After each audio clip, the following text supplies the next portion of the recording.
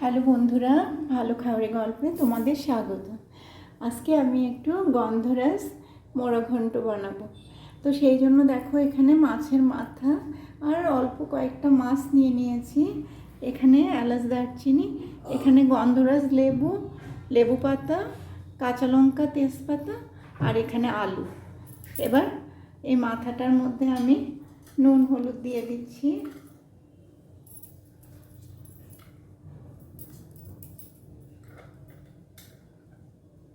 দিয়ে আমি এটাকে ভালো করে মেখে এটাকে একটু ভেজে নিচ্ছি।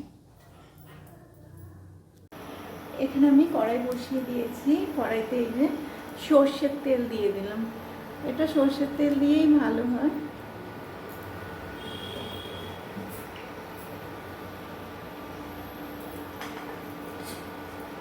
আর এই যে দেখো, আমি এই যে মাছ আর মাছের মাথাগুলোকে আমি মেখে নিয়েছি ভালো করে নুন হলুদ দিয়ে।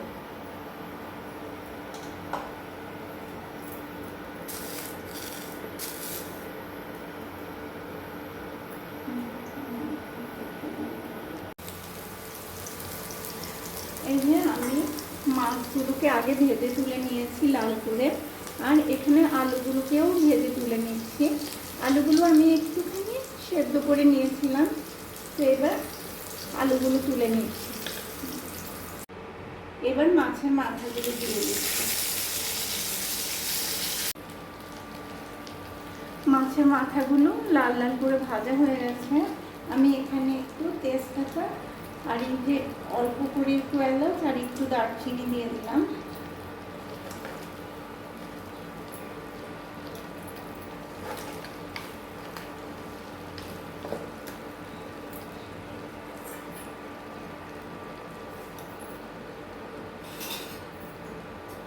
এখানে একটু আদা বাটা দিয়ে দিচ্ছি।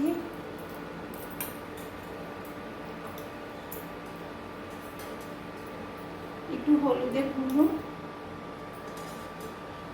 একটু জিরের গুঁড়ো আর একটু লঙ্কার গুঁড়ো দিয়ে দিলাম, আর দুটো কাঁচা লঙ্কা ভেঙে দিয়ে দিচ্ছি। আর এখানে একটু জল দিয়ে দিলাম।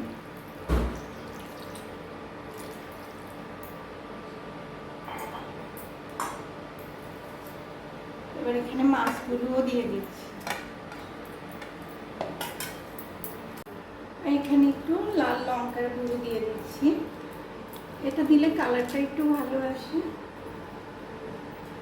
এবার একটু নেড়ে আমি এটাকে ঢাকা দিয়ে এটাকে একটু কষতে দিয়ে দিচ্ছি। এই যে মাথাটা কষে গেছে একদম। এবার আমি এখানে আলু ভাজাটা দিয়ে দিচ্ছি।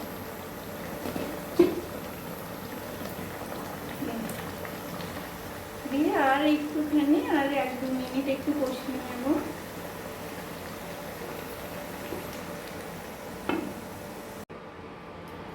এখানে মাছের মাথাটা একদম ভালো করে কষে গেছে। এবার এটা আমি নামিয়ে নিচ্ছি।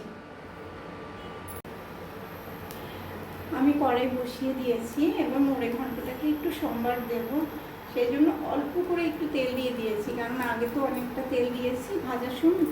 এবার একটু শুকনো লঙ্কা দিয়ে দিলাম। লঙ্কাটা একটুখানি ভাজবো। লঙ্কাটা ভাজা হয়ে গেছে। এবার একটু গোটা জিরে দিয়ে দিলাম।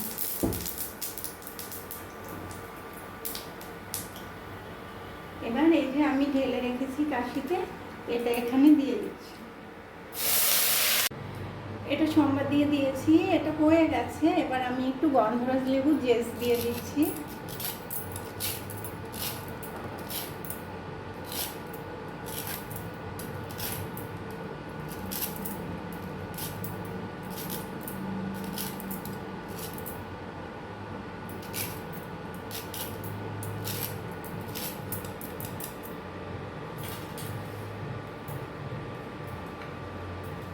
আর এই যে দুটো গন্ধরাজ লেবুর পাতা একটু ছিঁড়ে দিয়ে দিচ্ছি।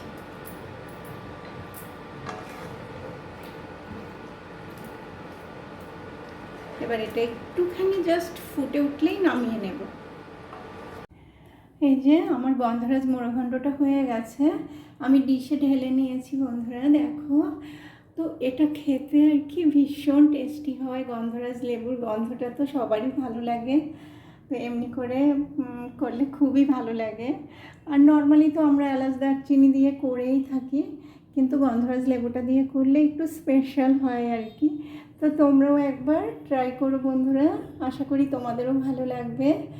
আর রেসিপিটা যদি ভালো লাগে, ফেসবুক থেকে দেখলে ফলো করো, ইউটিউব থেকে দেখলে সাবস্ক্রাইব করো, লাইক করো।